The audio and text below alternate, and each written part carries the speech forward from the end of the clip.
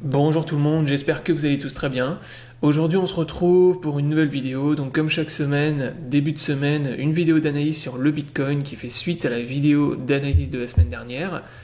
Donc comme d'habitude, la vidéo d'analyse est effectuée sur la plateforme PrimeXBT. Donc PrimeXBT est une plateforme de trading de crypto-monnaies qui vous permet de trader les crypto-monnaies et également de recopier les traders en automatique via le système de covesting. Donc pour ceux qui ne sont pas inscrits, je vous mets mon lien d'affiliation dans la description sous la vidéo et je vous mets également les liens des tutoriels sur ma chaîne. Donc tutoriel pour vous apprendre à trader sur la plateforme et à faire du copy trading. Donc maintenant on démarre la vidéo d'analyse. Donc la semaine dernière, dans la dernière vidéo, je vous avais donc donné le pattern. Donc en fait je vous ai donné plusieurs choses à surveiller sur le BTC. Donc numéro 1, c'était le pattern ici de type Rising Wedge qui pouvait nous donner un retournement de tendance en cas de validation et de break, donc de cassure du pattern. Donc là, ce qui n'a pas été le cas. Donc il a été break mais vers le haut, donc le pattern n'a pas été validé. Donc il n'y a pas eu de validation de retournement de tendance avec ce pattern. Et après, je vous avais donné la zone en rouge ici. Donc moi, je vous rappelle, j'avais long Bitcoin et crypto, pas pour du hold, mais pure spéculation à la cassure en fait du range que je vous avais donné il y a plusieurs semaines. Donc moi j'étais rentré en gros vers les 38 000, un peu au-dessus. Donc j'avais long ici, ça c'était mon trade, donc achat Bitcoin et crypto. 37, mon stop loss était sous les 37K. Et j'avais plusieurs TP, donc TP 50 000, 54 et 56 000. Donc là, tous mes TP ont été atteints. La zone en rouge, je dis que c'était grosse zone de résistance et qu'on pouvait avoir un retournement de la tendance dans cette zone. Bon, finalement, on est monté jusqu'à 58 000 $, on est monté un peu plus haut. Mais voilà, c'était vraiment une zone où il y avait de fortes probabilités d'avoir un retournement sur le Bitcoin. Puisque forcément, les zones comme ça, entre 50 000 et 60 000, psychologiquement, c'était une grosse zone de résistance, et il y avait énormément de gens comme moi qui allaient TP dans cette zone, qui allaient TP des longues et prendre des profits dans cette zone. Donc là, finalement, la résistance, on l'a atteint au niveau des 58 000 $. Donc là, cette nuit, on a eu un gros retournement de la tendance dans cette zone. Donc de toute façon, 58 000 $ jusqu'à 60 000. Maintenant, ça va être la résistance majeure sur le Bitcoin. C'est-à-dire que là, maintenant, tant qu'on n'arrive pas à franchir cette zone, le Bitcoin, il repartira pas dans une tendance bull. Là, on a fait un top. On voit qu'il y a eu quand même un beau rejet cette nuit. Donc on a tapé les 58 000, là actuellement on est à 54 000, il y a eu du rejet vendeur. Alors on a quand même des gros supports sur Bitcoin, donc moi c'est ce que je vais surveiller maintenant. C'est numéro 1, donc le support qu'on a ici, donc cette zone de support, ça c'est le support des 40 000, mais au-dessus on a également le support des 50 000 $, donc ça bien sûr qu'il y a une grosse zone de support. Donc toute cette zone là, ça c'est un support intermédiaire. Donc ça c'est un support qui va être surveillé et je pense qu'il sera bien racheté. Donc la zone au niveau des 49-50 000 $. On a aussi une ligne de tendance ici. Donc là on a une ligne de tendance ici également que je vais surveiller. Donc si on revient et qu'on se rapproche de cette ligne de tendance, on peut avoir également à nouveau des acheteurs qui vont se positionner. Et enfin, pour terminer, il y a une autre ligne de tendance que je surveille qui est celle-ci. Donc ça, c'est une ligne de tendance. En gros, toute cette zone-là, là en fait, on a corrélation entre les deux lignes que je viens de tracer et la zone en bleu. Tout ça, ça va être une grosse zone de support qui va être énormément défendue. Donc ça va être le support pour moi le plus important, support majeur. Alors maintenant, il y a plusieurs scénarios. Donc soit là on est juste en train de liquider des longues avec des leviers et on va rebondir dans cette zone et à ce moment là le Bitcoin il peut faire ce qu'il fait depuis maintenant plusieurs mois, repartir rapidement dans un FOMO une fois qu'on aura atteint cette zone. Soit on va dessiner un range. Alors déjà, avant de vous dessiner les différents scénarios, première chose que j'aimerais vous dire très clairement, c'est que là, pour moi, on a fait un nouvel ATH sur le Bitcoin, mais la bulle n'est pas terminée. C'est-à-dire que pour moi, 58 000 $, on n'a toujours pas atteint le top de la bulle sur Bitcoin. Donc la bulle, je vous le rappelle, qui a démarré depuis le mois de septembre 2020, lorsqu'on a commencé à dessiner la première parabole ici. Donc si vous regardez mes vidéos en arrière, moi je vous avais dit déjà quand on avait tapé les 41 000 ici que c'était pas le plus haut sur le Bitcoin, qu'on était juste dans un retracement et qu'on allait repartir bientôt pour refaire un plus haut.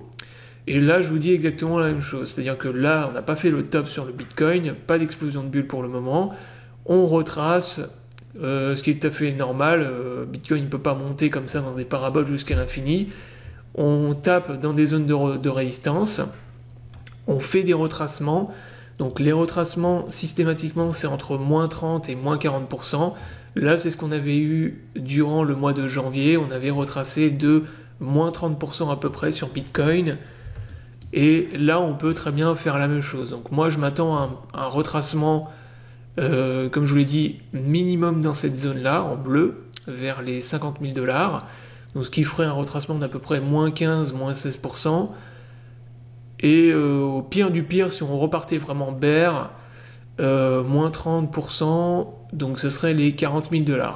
Mais ça, on n'y est pas encore du tout. Moi, pour le moment, la zone que je privilégie, c'est cette zone-là en bleu, avec les lignes de tendance que je vous ai tracées. Donc là, forte probabilité qu'on dessine à nouveau un range dans cette zone. Donc soit un rebond, en fait, dans la zone que je vous mets en vert.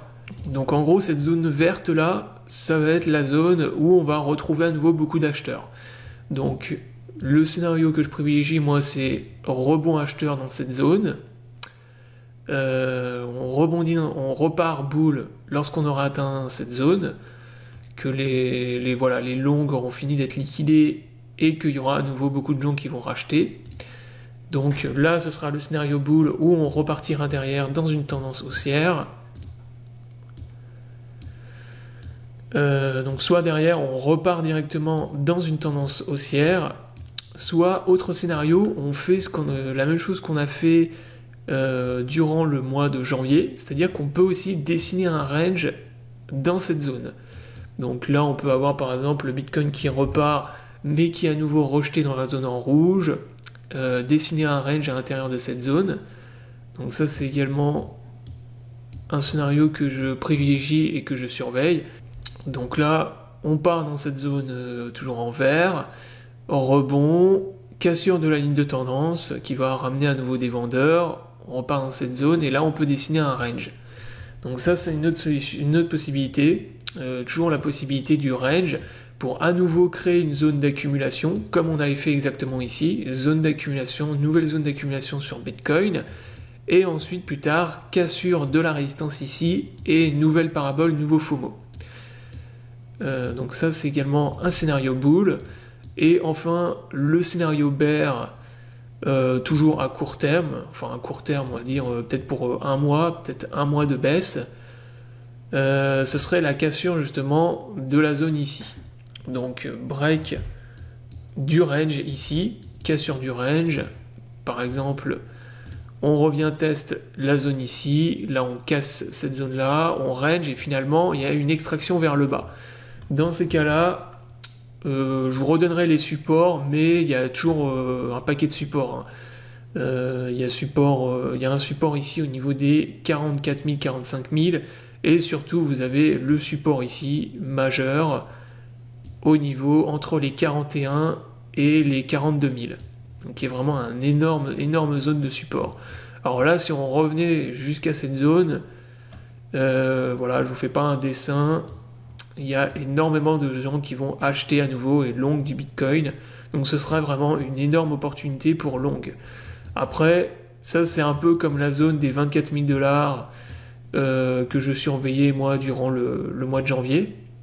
Quand on était dans le range, je vous avais dit que si on cassait le range qu'on avait ici, on avait un énorme support ici au niveau des 24 000 $. Et finalement, vous voyez que le support il a jamais été revisité, le range il a été break vers le haut et on est reparti bull. Voilà donc pour l'analyse du Bitcoin, donc les différents scénarios que je surveille. Pour moi maintenant, le scénario le plus probable c'est la construction d'un range entre la zone en bleu ici et la zone en rouge. Je pense pas qu'on va repartir immédiatement casser cette résistance, enfin qu'elle sera cassée rapidement par exemple dans la semaine qui vient. Ça me paraîtrait... voilà, je pense pas, il y a de fortes probabilités pour moi qu'on revienne au moins dans la zone que je vous ai donnée, la case en verte ici. Soit au contact d'une de ces deux lignes de tendance, soit au niveau du support en bleu ici. Donc très forte probabilité qu'on revienne retaper dans cette zone. Et à ce moment-là, si c'est vraiment très très bull et qu'on est toujours dans une parabole, on va repartir immédiatement dans une tendance bull. Sinon, le plus probable selon moi, c'est construire un range. Voilà, jusqu'à la fin du mois de février et même début mars, on va range dans cette zone. Donc toute cette zone en vert, ici. On va construire un range dans cette zone. Et après, bien sûr, comme tous les ranges, à chaque fois qu'on construit un range, on surveille toujours l'extraction du range. Si on casse vers le haut, à ce moment-là, il faut long, on achète des cryptos du Bitcoin. Et inversement, si on le casse vers le bas, donc si vous n'êtes pas positionné, vous faites rien, ou vous coupez pour éviter d'être trop en perte, vous coupez vos pertes, ou bien vous pouvez également short. Donc ça, c'est une possibilité, c'est de short également, pour pouvoir viser des zones de support qui sont plus bas. Voilà donc la vidéo d'analyse sur le Bitcoin. Donc concernant les altcoins, gardez à l'esprit également que si on construit un range sur Bitcoin, eh bien il y a de fortes probabilités qu'on ait une alt season, c'est-à-dire que les altcoins, elles, se mettent à pump. Donc c'est ce qui se passe en fait systématiquement lorsque le Bitcoin est dans des fortes paraboles haussières. Les altcoins ont plutôt tendance à baisser par rapport au Bitcoin, et inversement quand on est dans des ranges, vous avez les altcoins qui explosent et qui font des pumps énormes. Donc là c'est ce qui s'était passé notamment durant le mois de janvier, quand on était à l'intérieur du range ici. Le Bitcoin lui consolidé, donc il restait dans des prix, dans des ordres de prix, des ordres de grandeur qui étaient stables. Par contre les altcoins elles explosaient. Et là, je pense que si on construit un nouveau range sur BTC, c'est ce qui peut se produire à nouveau. Donc, conservez vos altcoins pour le moment. Et voilà. Donc, la vidéo d'analyse est terminée. J'espère qu'elle vous aura plu. Je vous invite à vous abonner à la chaîne pour ne pas rater les prochaines vidéos. Je vous souhaite à tous une bonne journée et à bientôt pour une prochaine vidéo.